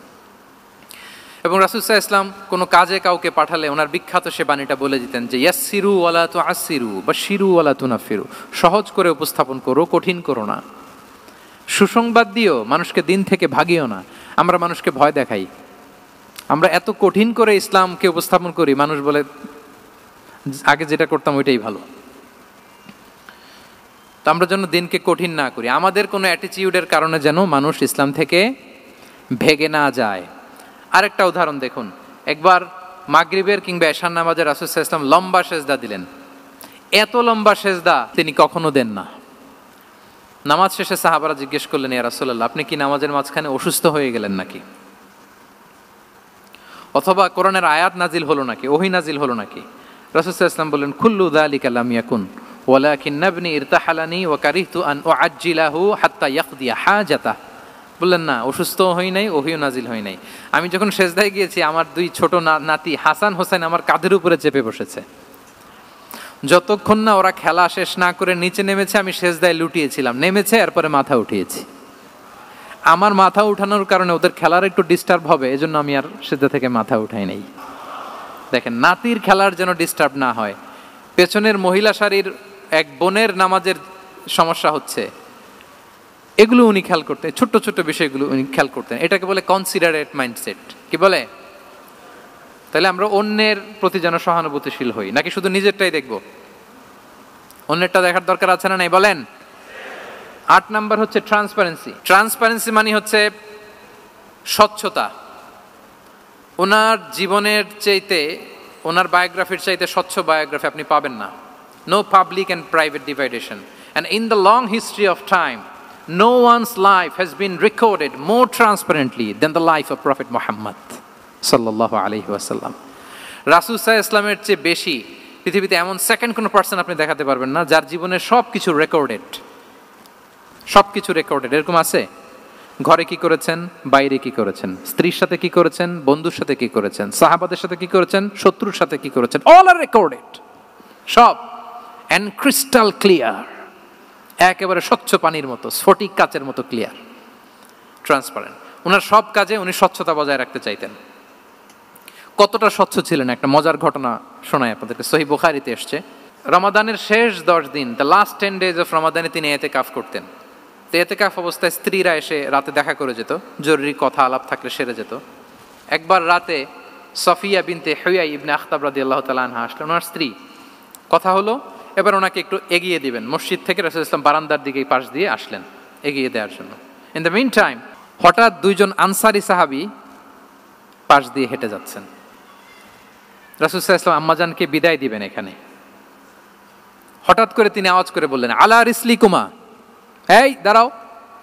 ওই সাহাবী দুইজন রাসূলুল্লাহ সাল্লাল্লাহু আলাইহি ওয়াসাল্লামের সাথে কে ওটা টের পায় নাই, বুঝতে পারে নাই। বোরকায় আবৃত কোনো এক নারী দেখে রাসূল আর ওই নারীকে দেখে তারা আরো দ্রুত গতিতে হাঁটতে শুরু করে দিচ্ছে, আমরা চলে যাই এখান থেকে। দেখেন, রাসূল সাল্লাল্লাহু আলাইহি ওয়াসাল্লাম নিজের অবস্থানকে ট্রান্সপারেন্ট করার জন্য বললেন, আলা রিসলিকুমা, দাঁড়াও। দাঁড়ালেন। তখন রাসূল সাল্লাল্লাহু আলাইহি ওয়াসাল্লাম বললেন যে, ইন্নাহা উম্মুকুম সফিয়া, আমার পাশে যাকে দেখতে পাচ্ছ বলে দেয়া ভালো যে সে কিন্তু অন্য কোনো নারী নয়, সে তোমাদের মা উম্মুল মুমিনিন সফিয়া।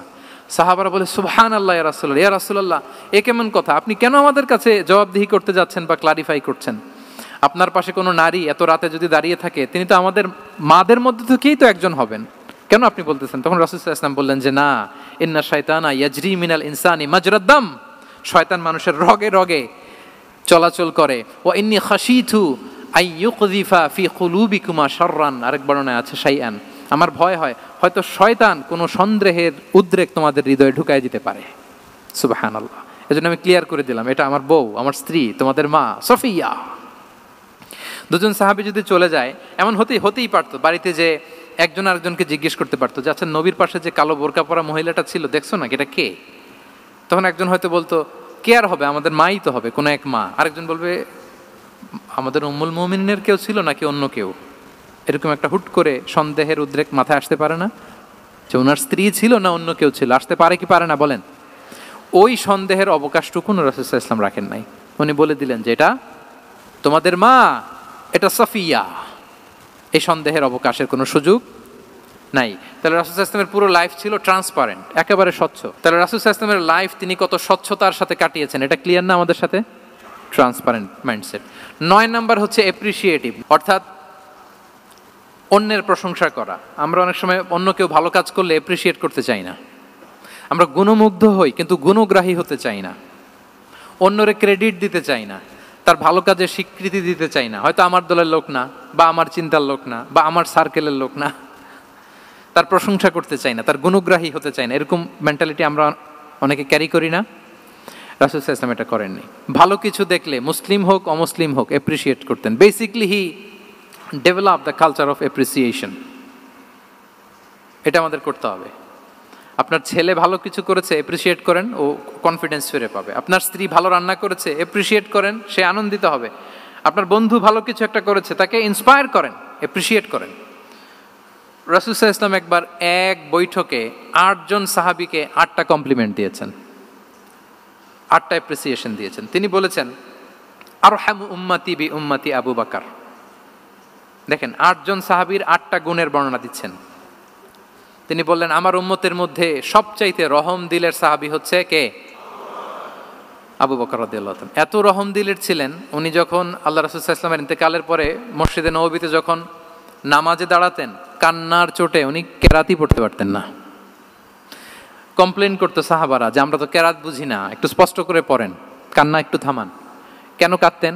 কারণ উনি যখন নামাজে দাঁড়াতেন ওনার ফিলিংসটা হতো এরকম যে কাইফা আকুমু মাকামা রাসূলিল্লাহ, আমি রাসূলের জায়গায় কিভাবে দাঁড়াই, এখানে তো আমার রাসূল দাঁড়িয়ে ইমামতি করেছেন, আমি নবীর জায়গায় দাঁড়িয়ে কিভাবে নামাজটা পড়াই। এই অনুভব থেকে উনি যে কাঁদতে শুরু করতেন, এই কান্নার ধাক্কায় উনি আর তেলাওয়াতই আগাতে পারতেন না। আরহামু উম্মতি বি উম্মতি আবু বকর, আমার উম্মতের মধ্যে সবচাইতে রহম দিলের হচ্ছেন আবু বকর। ও আসাদ্দুহুম ফি আমরিল্লাহি ওমর, দেখেন প্রশংসা করতেছেন। আর আমার উম্মতের মধ্যে আল্লাহর দ্বীন বাস্তবায়নে সবচাইতে কঠোর হচ্ছে ওমর। মুনাফিকরা ওনাকে জমের মতো ভয় পেত, ইভেন শয়তান ভয় পেত। রাসূল সাল্লাল্লাহু আলাইহি ওয়াসাল্লাম বলেন ওমর তুমি যদি এই রাস্তা দিয়ে হাঁটো, শয়তান যদি দেখতে পায়, শয়তান এই রাস্তা রেখে দিয়ে অন্য কোনো রাস্তা থাকলে ওইটা দিয়ে হাঁটে। সুবহানাল্লাহি ওয়া বিহামদিহি। আমাদের অনেক সময় এমন হয় না যে আমাদের বাচ্চারা ছেলেমেয়েরা খেতে চায় না, আমাদের নাতি নাতনিরা খেতে চায় না, মায়েরা খাবার নিয়ে পেছনে পেছনে ঘুরে, আর তখন ভয় দেখায় এই রাত্রিবেলা তাড়াতাড়ি খাও, ওই যে বাঘ আসবে বাঘ, বিড়াল আসবে বিড়াল, তাড়াতাড়ি না খেলে কিন্তু ভূত আসবে ভূত, এরকম বলেন আপনারা? বলেন না? এই দায়িত্ব তো আপনাদের কাঁধে থাকে না, তো ওই যে আমাদের বোনরা বলতে পারবে। বোনরা খাবার নিয়ে ঠিকই রাত্রিবেলায় বাচ্চাদের পেছনে পেছনে এরকম দৌড়াতে হয়। তো কি বলতে হয় যে এই ভূত আসলো ভূত, ওই যে বিড়াল আসলো বিড়াল, কুকুর আসলো, এইগুলো বললে বাচ্চারা আবার ভয় পায়, তাড়াতাড়ি করে খায়। তো মদিনাতেও মদিনার বাচ্চারা খেতে চাইতো না। তো খেতে না চাইলে মায়েরা ভূত আসতেছে ভাল্লুক আসতেছে এগুলো না বলে বলতো হা হুয়া ইয়াতি উমর, ইয়াতি উমর, তাড়াতাড়ি খাও তাড়াতাড়ি খাও, ওই যে ওমর আসতেছে ওমর। সুবহানাল্লাহি বিহামদিহি। ওয়া আশাদ্দুহুম ফি আমরিল্লাহি উমর, আল্লাহর দ্বীন বাস্তবায়নে সবচাইতে কঠোর ছিলেন ওমর রাদিয়াল্লাহু তাআলা আনহু। ওয়া আসদাকুহুম হায়াআন উসমান, সবচেয়ে লাজুক সাহাবী ছিলেন উসমান রাদিয়াল্লাহু তাআলা আনহু। শুধু অর্থ বলে যাই। ওয়া আকরাউহুম লিকিতাবিল্লাহি উবাই ইবনে কাব, সবচেয়ে কোরআনের ভালো কিরাত পড়তে পারতেন উবাই ইবনে কাব। আফরাদুহুম যায়েদ ইবনে সাবিত, উত্তরাধিকার বন্টনের নীতিমালা ফারায়েজের জ্ঞান ছিল যায়েদ ইবনে সাবিত রাদিয়াল্লাহু তাআলা। ওয়া আ'লামুহুম বিল হালালি ওয়াল হারামি মুআয ইবনে জাবাল, এই উম্মতের হালাল হারামের স্পেশালিস্ট সাহাবী হচ্ছেন মুআয ইবনে জাবাল। আলা ওয়া ইন্না লিকুল্লি উম্মাতিন আমিনান ওয়া আমিনা হাদিহিল উম্মাহ আবু উবাইদা ইবনুল জাররাহ, সব উম্মতের একজন বিশ্বস্ত লোক থাকে, এই উম্মতের সবচাইতে বিশ্বস্ত লোক হচ্ছে আবু উবাইদা ইবনুল জাররাহ। দেখেন 8 জন সাহাবীর 8টা গুণের কথা বললেন। আচ্ছা রাসূল সাল্লাল্লাহু আলাইহি ওয়াসাল্লাম যখন সাহাবীদের প্রশংসা করেছেন, ওই সাহাবীদের কেমন লেগেছে বলেন তো? ফিলিংসটা ভালো লেগেছে না? হৃদয়ে জুড়িয়েছে, ইন্সপায়ার্ড হয়েছেন, মোটিভেটেড হয়েছেন। সাহাবীদের মধ্যে সবচাইতে সুরেলা গলার কণ্ঠের অধিকারী ছিলেন আবু মুসা আল আশআরী রাদিয়াল্লাহু তাআলা আনহু। তো রাসূল সাল্লাল্লাহু আলাইহি ওয়াসাল্লাম একবার রাত্রিবেলা তার বাসার পাশ দিয়ে যাচ্ছিলেন, দীর্ঘ সময় ওনার কণ্ঠের তেলাওয়াত শুনলেন। পরের দিন সকালে বললেন যে আবু মুসা তুমি তো চমৎকার গলায় তেলাওয়াত করো। আবু মুসা বলে ইয়া রাসূলুল্লাহ আমি তো কোনোদিন আপনার সামনে দাঁড়িয়ে তেলাওয়াত করি না, আপনি কি করে জানলেন? রাসূল সাল্লাল্লাহু আলাইহি ওয়াসাল্লাম বললেন গত রাতে তুমি যখন তেলাওয়াত করছিলে আমি তোমার ঘরের পাশ দিয়ে যাচ্ছিলাম, আমি মনোযোগ দিয়ে শুনেছি। আবু মুসা বলে ইয়া রাসূলুল্লাহ আপনি আমার তেলাওয়াত শুনতেছেন, ওইটা জানলে তো আমি ফজর পর্যন্ত তেলাওয়াত চালিয়ে যেতাম, হাত্তাল ফাজর আমি তেলাওয়াত চালিয়ে যেতাম ইয়া রাসূলুল্লাহ। আল্লাহ রাসূল সাল্লাল্লাহু আলাইহি ওয়াসাল্লাম তখন বললেন লাকাদ উতিতা মিজমারান মিন মাজামিরি আলি দাউদ, হে আবু মুসা দাউদ আলাইহিস সালামের গলায় আল্লাহ তাআলা যেমনি সুরের ঝংকার দিয়েছেন, এই উম্মতের মধ্যে তোমার গলায় আল্লাহ সেই সুরের লহরী ঢেলে দিয়েছে। বলেন এই অ্যাপ্রিসিয়েশন যখন রাসূলের মুখ থেকে পাইলো কেমন লাগবে ওনার? এখানে ধরেন আপনি কেউ হাফেজে কোরআন শেখ সুদাইস যদি বলে যে মাশাআল্লাহ মাশাআল্লাহ আনতা কারিউল কুররা, আপনাকে যদি এটা বলে কেমন লাগবে আপনার? হ্যাঁ, সারা দুনিয়া তো এটা বলে বেড়াবেন যে শেখ সুদাইস আমার রেসিটেশনের প্রশংসা করেছে, খাবার ইমাম আমার প্রশংসা অ্যাপ্রিসিয়েট করেছে। আর স্বয়ং রাসূলুল্লাহ সাল্লাল্লাহু আলাইহি ওয়াসাল্লাম যখন বলে তোমার গলায় আল্লাহ সুরের ঝংকার ঢেলে দিয়েছে, তখন ওনার কেমন লেগেছে? এজন্য আপনার ছেলে মেয়ে স্ত্রী বন্ধু আপনার সার্কেলের কেউ কোনো ভালো কাজ করলে কৃপণতা করবেন না, অ্যাপ্রিসিয়েট করুন। রাসূল সাল্লাল্লাহু আলাইহি ওয়াসাল্লাম অ্যাপ্রিসিয়েশন আমাদেরকে শিখিয়েছেন। ইভেন মুখাইরেক নামে এক ইহুদি ছিল, মদিনার সব ইহুদিরা বিট্রে করেছে, কিন্তু এই মুখাইরেক নামে এক ইহুদি উহুদের যুদ্ধে মুসলিমদের পক্ষে লড়াই করে নিহত হয়েছে, সে তার কথা রেখেছে। মুসলিম সাহাবীদের শহীদদের লাশের সাথে যখন এই ইহুদি তার লাশও আনা হলো, রাসূল সাল্লাল্লাহু আলাইহি ওয়াসাল্লাম তার দিকে তাকায় বললেন, মুখাইরিক খায়রু ইয়াহুদ, Mukhayriq is the best among Jewish. তিনি বললেন মুখাইরিক, এই পৃথিবীতে যত ইহুদি আছে এখানকার ইহুদিদের মধ্যে মুখাইরিক হচ্ছে সবচেয়ে শ্রেষ্ঠ ইহুদি। দেখেন মুখাইরিক কোন ধর্মের ছিলেন? মুসলিম নাকি কোন ধর্মের? ইহুদি হওয়ার পরেও তাকে এপ্রিসিয়েশন করতে রাসূল সাল্লাল্লাহু আলাইহি ওয়াসাল্লাম ভুলেন নাই। তাহলে আমরা যেন এপ্রিসিয়েটিভ মাইন্ডসেটের অধিকারী হই। 10 নম্বরে হচ্ছে ফ্লেক্সিবল, মানে কোনো বিষয়ে খুব অনড় হয়ে থাকা, এটা রাসূল সাল্লাল্লাহু আলাইহি ওয়াসাল্লাম ছিলেন না, ফ্লেক্সিবল ছিলেন। আমরা অনেক সময় বলি না যে ভাই আপনি কি 9টায় আসতে পারবেন না 10টায়, বলে আম ফ্লেক্সিবল উইথ দিস, মানে যেটা বলবেন আমার সমস্যা, এরকম ইজি গোয়িং ছিলেন উনি, গো ধরে থাকতেন না, যে কোনো পরিস্থিতিকে সামলে নিতেন। ফ্লেক্সিবল হচ্ছে যে কোনো পরিবেশ পরিস্থিতির সাথে নিজেকে মানিয়ে নেওয়া, খাপ খাওয়া, নিজেকে সামলে নেওয়া, সলিউশন বের করে ফেলা, এটা রাসূল সাল্লাল্লাহু আলাইহি ওয়াসাল্লামের ছিল, এটাকে বলে ফ্লেক্সিবল মাইন্ডসেট। নাজরানের 60 জন খ্রিস্টান পাদ্রী এসেছিল মদিনায় দেখা করতে।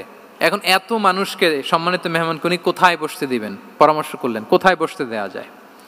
এক সাহাবী বলে আমার কাছে কিছু খেজুর পাতা আছে, ওটা বিছায়া একটা জায়গা করি ওখানে বসি। রাসূল সাল্লাল্লাহু আলাইহি ওয়াসাল্লাম বললেন না, দামি মেহমান, এটা হয়। আরেকজন বলে বিকেল বেলায় তো সূর্য পড়ে যাবে, পাহাড়ের ছায়ায় উহুদ পাহাড়ের ওই পাশে যেয়ে বসি। রাসূল সাল্লাল্লাহু আলাইহি ওয়াসাল্লাম বললেন না, এটাও তো হয় না। বলতে বলতে ওই 60 জন পাদ্রী চলেই আসছেন এই মানে বিদেশি মেহমান, ফরেন ডেলিগেশন। কি করবেন? রাসূল সাল্লাল্লাহু আলাইহি ওয়াসাল্লাম 60 জনকে মসজিদে নববীর ভেতরে নিয়ে বসালেন, মসজিদে নববীর ভেতরে বসালেন। এবং সিরাতে ইবনে ইসহাকে এসেছে যে তখন ওদের আবার ইবাদতের সময় হয়েছে, রাসূল সাল্লাল্লাহু আলাইহি ওয়াসাল্লাম তাদেরকে ইবাদতেরও সুযোগ দিয়েছেন। তাদের কিবলা পূর্ব দিকে, তারা পূর্ব দিকে হয়ে 60 জন ওখানে ইবাদত করেছে, তাদের ধর্ম রীতি অনুযায়ী সালাত আদায় করেছে। দেখেন কতটা ফ্লেক্সিবল ছিলেন রাসূল সাল্লাল্লাহু আলাইহি ওয়াসাল্লাম। ফজরের সালাতের পরে ঘরে ঢুকেই আম্মাজান আয়েশাকে জিজ্ঞেস করতেন কোনো খাবার আছে? আম্মাজান আয়েশা যদি বলতেন আছে, তিনি সেটা খেতেন। কোনোদিন যদি বলতেন না ইয়া রাসূলুল্লাহ ঘরে তো খাবার নাই, তখন রাসূল সাল্লাল্লাহু আলাইহি ওয়াসাল্লাম বলতেন ফা ইন্নী সাইম, অসুবিধা নাই, খাবার যেহেতু নাই আমি রোজা রেখে দিলাম। কত ইজি গোয়িং। আচ্ছা আমরা হলে কি করতাম বলেন তো? ফজরের পরে ঘরে গেছেন আপনি, বড় সাহেব না, এবার যাওয়ার পরে জিজ্ঞেস করছেন কি আছে খাবার দাও, যদি বলে ঘরে কিছু নাই, কি বলবেন দেখি, কয়েকটা উত্তর আসুক। হ্যাঁ খবর আছে, এই তো। তো যদি আমরা আলহামদুলিল্লাহ বলি, that is called easy going and flexible mindset.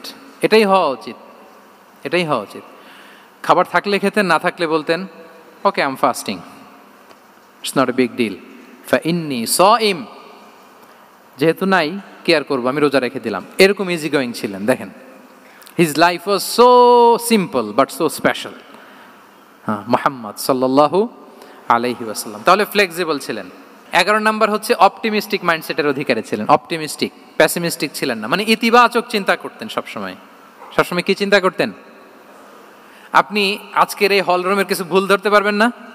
যদি বলে যে কয়েকটা ভুল ধরেন, বলবেন যে এই সমস্যা, সাউন্ডের সমস্যা, ওইদিকে এটা নাই, ওইদিকে এটা নাই, এটা হচ্ছে ভুল। আপনি প্যাসিমিস্টিকটা ধরলেন। এবার যদি বলা হয় আজকের এই প্রোগ্রামের কয়েকটা পজিটিভ দিক বলেন, তখন আপনি কিন্তু কয়েকটা পয়েন্ট বের করতে পারবেন যে এটা ছিল একটা ইতিবাচক দিক, এই প্রোগ্রামের এটা ছিল একটা পজিটিভ দিক। তো রাসূল সাল্লাল্লাহু আলাইহি ওয়াসাল্লাম ওই পজিটিভ দিকগুলোতে ফোকাস করতেন।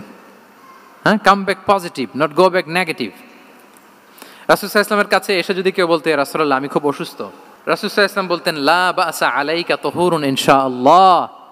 ইয়া রাসূলুল্লাহ আমি অসুস্থ, রাসূল সাল্লাল্লাহু আলাইহি ওয়াসাল্লাম বলতেন আরে don't worry, it will cleanse up you from your sins if Allah wish, ইনশাআল্লাহ এতে তোমার যে গুনাহ টুনা আছে, পাপ আছে, এই পাপগুলোকে আল্লাহ তাআলা এই অসুস্থতা দিয়ে মোচন করে দিচ্ছেন। পড়েন সুবহানাল্লাহ। তাইলে আপনি অসুস্থতার মধ্যে একটু হালকা হলেন না, যে জ্বরে ভুগতেছি কিন্তু এই জ্বরে নাকি আমার গুনাহ মাফ হয়ে যায়, পেটের ব্যথায় আক্রান্ত, মাথা ব্যথায় আক্রান্ত, কিন্তু এটাতে নাকি আল্লাহ আমার পাপ মোচন করে দেয়, তাহলে একটু ভালো লাগবে না? তাহলে দেখেন একটা কঠিন পরিবেশকে রাসূল সাল্লাল্লাহু আলাইহি ওয়াসাল্লাম সহজ করতেন। অসুস্থ শুনলেই লা বাস তুহুরুন ইনশাআল্লাহ, আর কিছু হবে না, আল্লাহ তোমার গুনাহ মাফ করে দিচ্ছে। অসুস্থ ব্যক্তি দেখলেই মাথায় হাত দিয়ে দোয়া করতেন আল্লাহুম্মা রাব্বান নাস আযহিবিল বাস ইশফি আনতাশ শাফি লা শিফাআ ইল্লা শিফাউক শিফাআন লা ইউগাদিরু সাকামা। উজ্জীবিত হয়ে যেত অসুস্থ ব্যক্তি। আমরা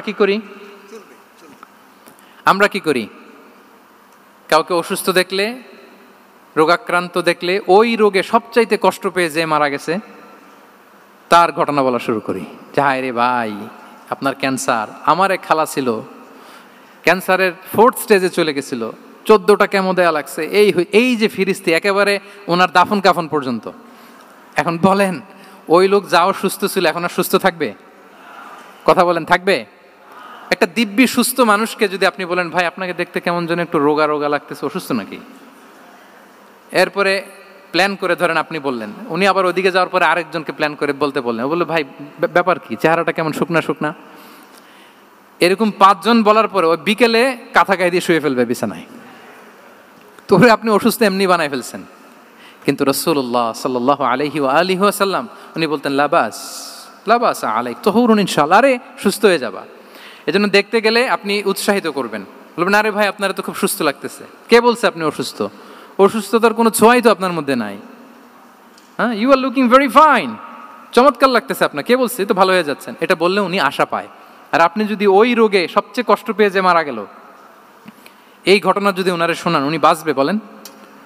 তাহলে আমরা মানুষকে উৎসাহিত করব, অপটিমিস্টিক হব, প্যাসিমিস্টিক হব না। এবার বলুন হুনাইনের যুদ্ধে, কুইজ, হুনাইনের যুদ্ধ কত হিজরিতে হয়েছিল? 8ম। হ্যাঁ, মাত্র 2-4 জন বলতেছে। আমাদের ওই যে হাসানা ফাউন্ডেশনের একটা সিরা অলিম্পিয়াড চলতেছে, এটাতে অংশগ্রহণ করতে হবে আপনাদের। আমরা প্রতিদিন একটা করে কুইজ জানান দিচ্ছি মানুষদেরকে, একেবারে সব মুখস্থ হয়ে যাবে ইনশাআল্লাহ। তাহলে 8ম হিজরিতে হাওয়াজিন বনু সাকিব গোত্রের বিশাল ব্যাটালিয়ন নিয়ে ওরা আসছে, এবং ওরা আসছে যে আমরা শুধু একা যাব না, আমাদের স্ত্রী বাচ্চা কাচ্চা, আমাদের যার ঘরে যত সম্পদ আছে সব নিয়ে মরুভূমিতে যাব। এটা নিয়ে যাব কেন? সবার মধ্যে যেন ইন্সপিরেশন আসে যে যদি আমরা হারি আমরা সব শেষ, আমাদের সম্পদও নিয়ে যাবে। আর এগুলো রক্ষার জন্য হলেও মুহাম্মদের বিরুদ্ধে আমাদেরকে জয়লাভ করতে হবে। কি টেকনিক দেখেন!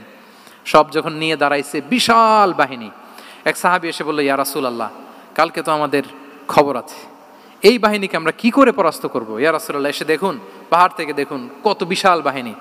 রাসূল সাল্লাল্লাহু আলাইহি ওয়াসাল্লাম দেখা মাত্রই বললেন তিলকা গনিমাতুল মুসলিমিনা গাদান ইনশাআল্লাহ।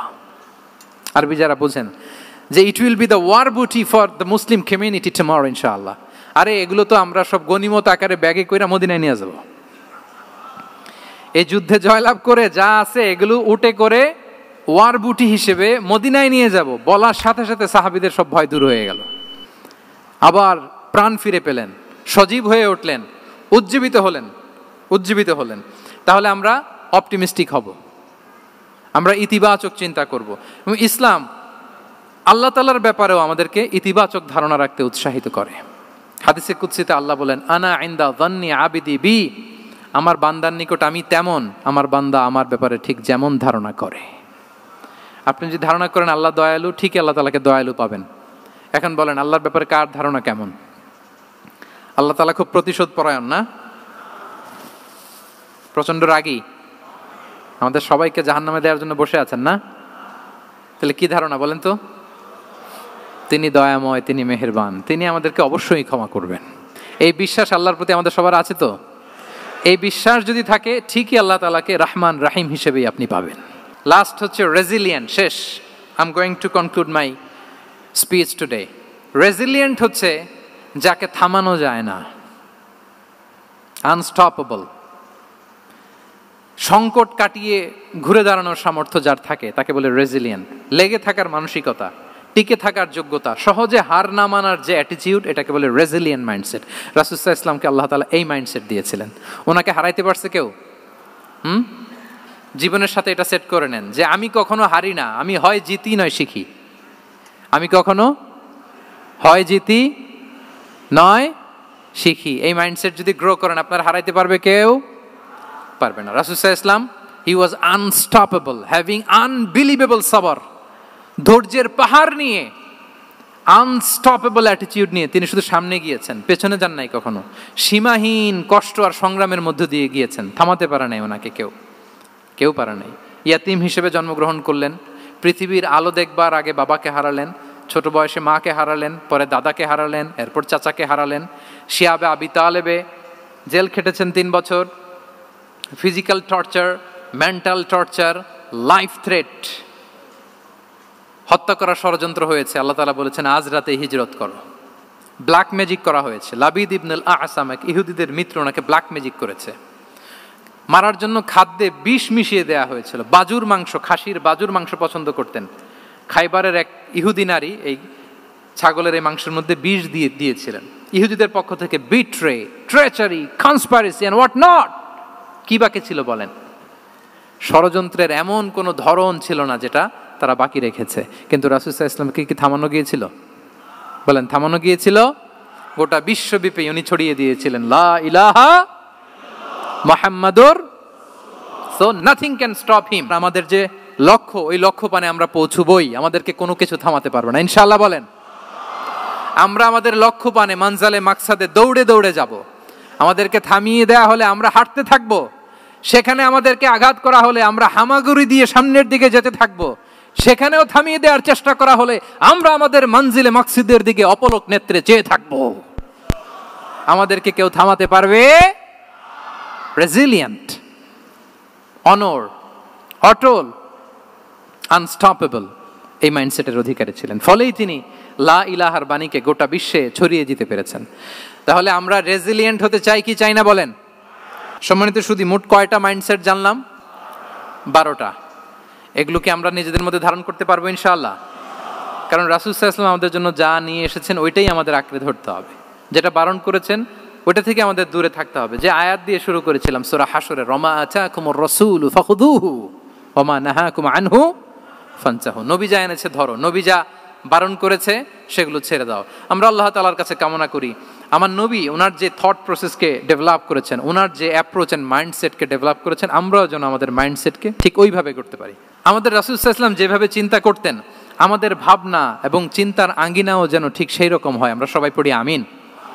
তার মাইন্ডসেট হবে আমাদের মাইন্ডসেট। কি বলেন? পারা যাবে তো ইনশাআল্লাহ?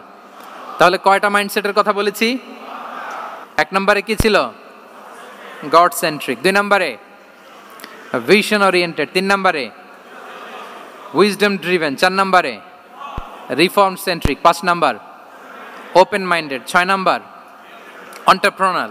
7 নম্বর কনসিডারেট। 8 নম্বর ট্রান্সপারেন্ট। 9 নম্বর অ্যাপ্রিশিয়েটিভ। 10 নম্বর ফ্লেক্সিবল। 11 নম্বর অপটিমিস্টিক এবং 12 নম্বর রেজিলিয়েন্ট। এটা ছিল রাসূল সাল্লাল্লাহু আলাইহি ওয়াসাল্লামের মাইন্ডসেট। এই মাইন্ডসেট দিয়ে যদি আমরা আমাদের মাইন্ডসেটকে সাজাতে পারি, আমাদের সফলতা দুনিয়া এবং আখিরাতে কেউ ঠেকাতে পারবে। আল্লাহ তাআলা আমাদের সবাইকে কথাগুলো বোঝার ও আমল করার তৌফিক দান করুক। হাদা মা ইনদি ওয়াল ইলমু ইনদাল্লাহি আলাইহি তাওয়াক্কালতু ওয়া ইলাইহি উনীব। আসসালামু আলাইকুম ওয়া রাহমাতুল্লাহি তাআলা। ইসলামিক ভিডিও পেতে চ্যানেলটি সাবস্ক্রাইব করে পাশে থাকা বেল আইকনটি অন করে দিন। ইসলামকে জানুন, ইসলামের সাথেই থাকুন।